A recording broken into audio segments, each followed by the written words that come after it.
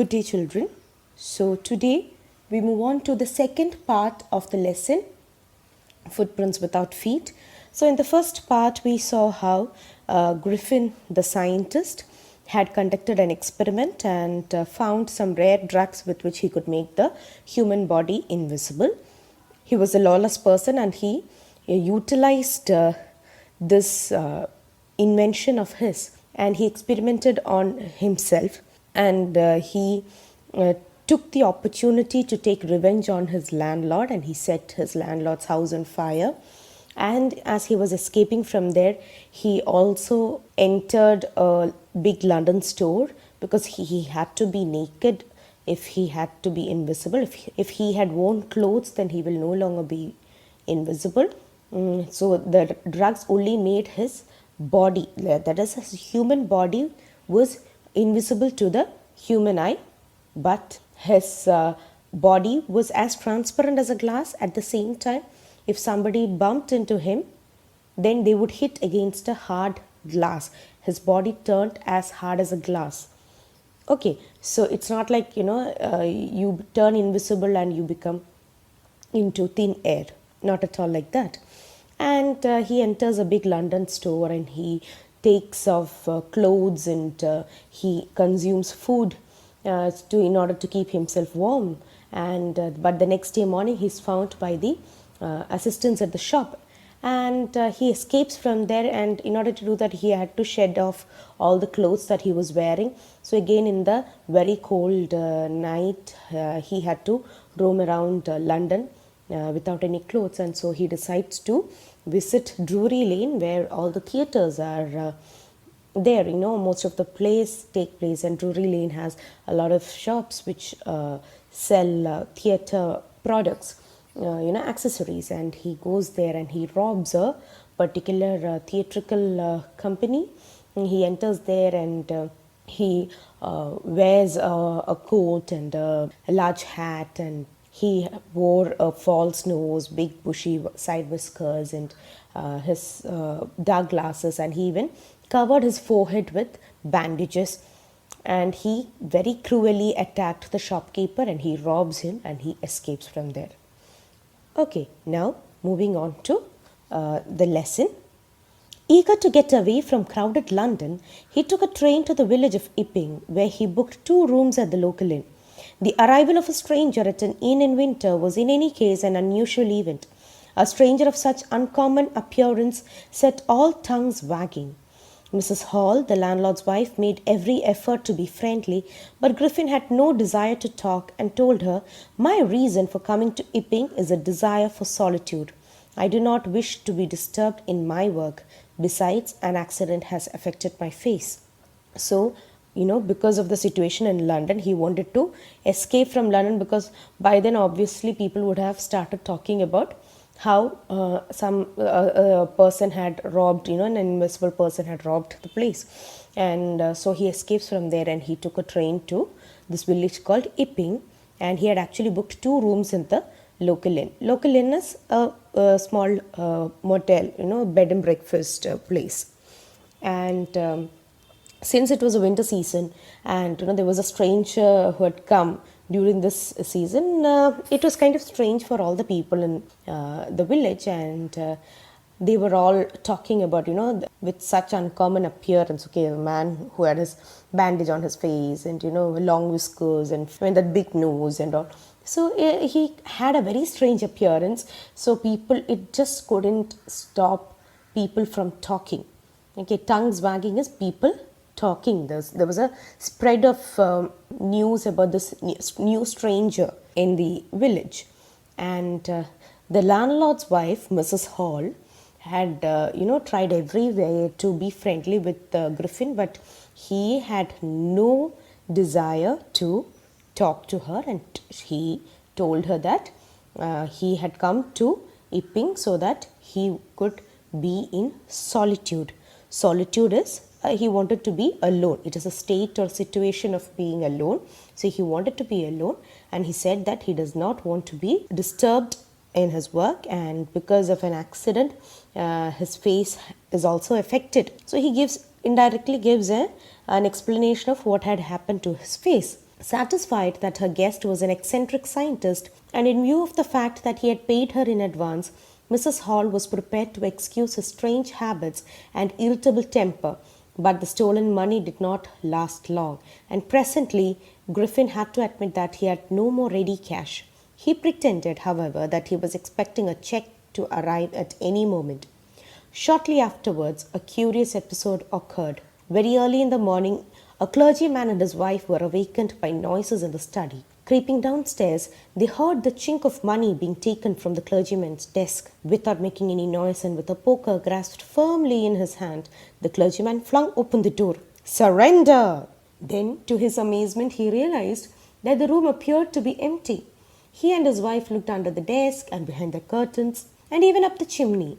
There wasn't a sign of anybody.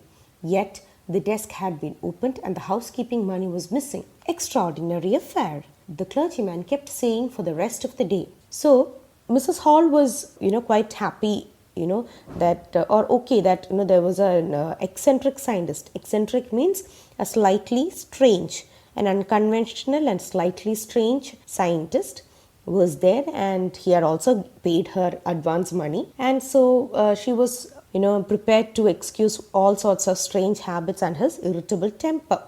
But the money that Griffin had stolen did not last very long, and he had to tell or inform Mrs. Hall that he had run out of ready cash, and he started pretending, or he started acting as if he was expecting a check to arrive at any moment. But shortly afterwards, or sometime after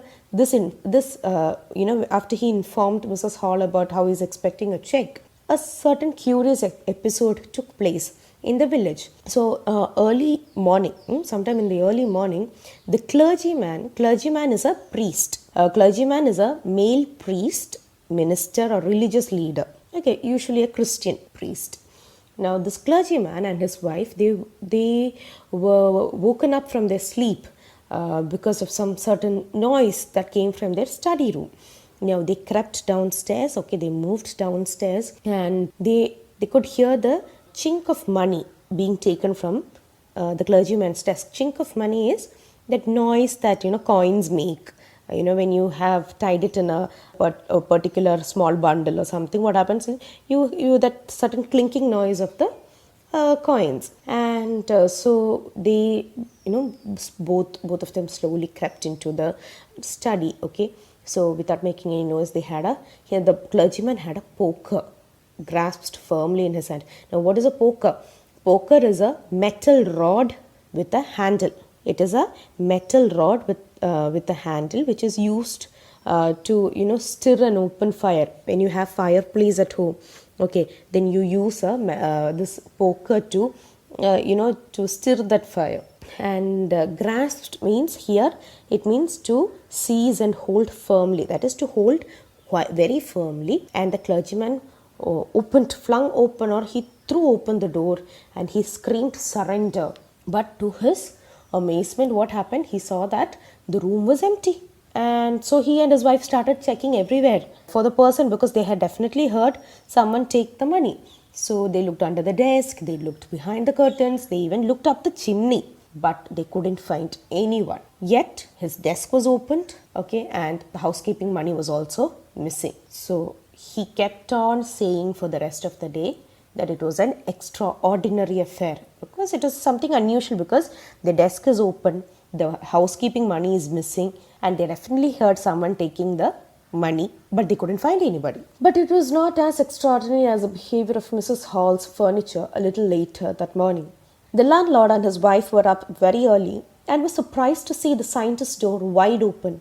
Usually it was shut and locked, and he was furious if anyone entered his room. The opportunity seemed too good to be missed. They peeped round the door, saw nobody, and decided to investigate.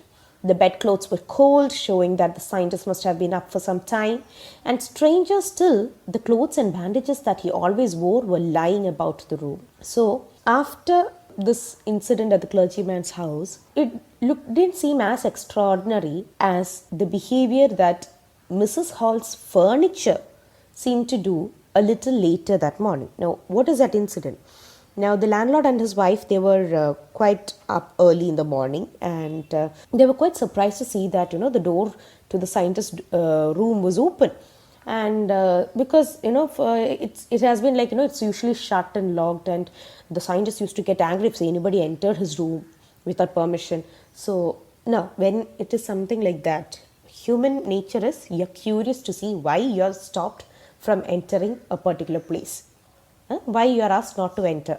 So that human curiosity was too much that the landlord and his wife took this opportunity, and they peeped through the door and they saw that there was nobody. So they decided to do an investigation.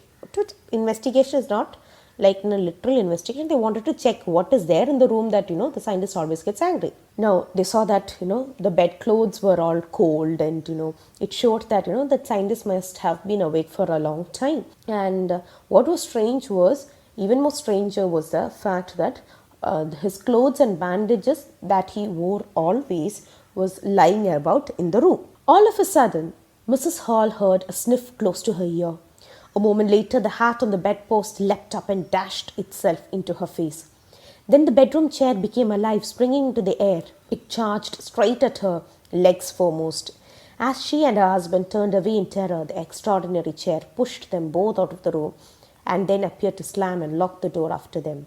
Mrs. Hall almost fell down the stairs in hysterics. She was convinced that the room was haunted by spirits, and that the stranger had somehow caused these to enter into her furniture. So, suddenly, Mrs. Hall heard heard a sniff. Sniff is that, the noise that you make with nose, very close to her ear. And soon after that, the hat that was on the bedpost. Bedpost is, if you've seen, certain beds have 4 posts at the end. At each corner, at all 4 corners, there will be a post, a long, post kept there, usually to tie the, mosquito net and all. So, yeah, the hat which was lying on the bedpost, it suddenly sprang up, and it dashed itself into her face. Dashed means it just moved into her face, and then suddenly the bedroom chair, it kind of became alive, and it springing into the air, which means it was flying in the air, and it went straight for Mrs. Hall, and almost as if it was the leg of the chair which was attacking, which was facing towards Mrs. Hall. Now, Mrs. Hall and her husband, they turned away in terror, and the chair pushed both of them out of the room, and it slammed the door and locked it. And Mrs. Hall, she fell down the stairs in hysterics. Hysterics means it's a very wildly emotional and exaggerated reaction that someone gives. So she was very much convinced that the room is haunted by spirits, and that the stranger or the scientist had somehow caused these spirits to enter into her furniture. My poor mother used to sit in that chair, she moaned, to think it should rise up against me now. The feeling among the neighbors was that the trouble was caused by witchcraft. But witchcraft or not, when news of the burglary at the clergyman's home became known, the strange scientist was strongly suspected of having had a hand in it. Suspicion grew even stronger when he suddenly produced some ready cash, though he had admitted not long before that he had no money. So Mrs. Hall started crying, saying that it was her old mother or poor mother who used to sit on the chair, and now that this chair has risen against her, so she couldn't take up the fact that the chair flew towards her, and the neighbors felt that it was all caused by witchcraft. Witchcraft is black magic, or things is something to do with negative work. And so, whether it was witchcraft or not, the news of the burglary at the clergyman's home also came known, and this scientist, the strange scientist, was suspected of having had a hand in it, because suspicion grew stronger, because the man who had claimed that he didn't have ready cash at all produced ready cash, and that kind of caused suspicion among the villagers, because where could this man get the cash? Because he admitted few days back that he did not have cash with him. The village constable was secretly sent for. Instead of waiting for the constable, Mrs. Hall went to the scientist, who had somehow mysteriously appeared from his empty bedroom. "I want to know what you have been doing to my chair upstairs," she demanded. and I want to know how it is you came out of an empty room and how you entered a locked room. So they silently sent a message for the village constable to come, and Mrs. Hall couldn't wait for the constable to arrive, so she went to the scientist to question him. She goes and asks that, what did you do to my chair? Huh? And she also demands to know how he came into this empty room and entered this locked room. The scientist was always quick-tempered. Now he became furious. You don't understand who or what I am, he shouted. Very well, I'll show you. Suddenly he threw off bandages, whiskers, spectacles and even nose. It took him only a minute to do this. The horrified people in the bar found themselves staring at a headless man. Mr. Jaffers, the constable, now arrived and was quite surprised to find that he had to arrest a man without a head. But Jaffers was not easily prevented from doing his duty. If a magistrate's warrant ordered a person's arrest, then that person had to be arrested with or without his head. So the scientist, who was a very quick-tempered or short-tempered person, he became very furious when Mrs. Hall came and questioned him. So he shouts at her that, you don't know who I am, and then let me show you who I am. And he threw off the bandages, the whiskers, the spectacles and even the nose. And it only took him just a minute to do this. And people were horrified at the bar because they found that they were staring at a headless man. And the constable, Mr. Jaffers, who had arrived, was surprised that he had to arrest a man without a head. Now, Jaffers cannot be prevented from doing his duty because he was a very lawful person. So he said that, so he was adamant that whether the man had a head or not, if there was a magistrate's warrant to arrest a person, then he will arrest a person. There followed a remarkable scene as a policeman tried to get hold of a man who was becoming more and more invisible as he threw off one garment after another. Finally, a shirt flew into the air and the constable found himself struggling with someone he could not see at all. Some people tried to help him but found themselves hit by blows that seemed to come from nowhere. In the end, Jaffers was knocked unconscious as he made a last attempt to hold on to the unseen scientist. So, what followed was quite a remarkable scene because the police tried to get hold of a man who was becoming more and more invisible because the man started removing one garment after another. Finally, the shirt, it flew in the air and the constable found that he was struggling with someone he cannot see at all. Some people came to help him, but they also found that they were also getting hit from nowhere. Okay, so they couldn't see where they were getting the hit, so they couldn't hit back. And in the end, what happened was Jaffers was knocked unconscious. So he was knocked off by this invisible man, and as he made a last attempt to hold on to this unseen scientist, okay, he lost his consciousness. There were nervous, excited cries of "hold him," but this was easier said than done. Griffin had shaken himself free and no one knew where to lay hands on him. So they were all nervous and excited cries from people saying that hold him, but it was easier said than done because nobody knew where to hold a person or whom to hold because the man is invisible and Griffin had shaken himself free and nobody knew where to catch him. So Griffin escaped from there. Okay, so with this we come to the end of the lesson, Footprints Without Feet. Thank you, children.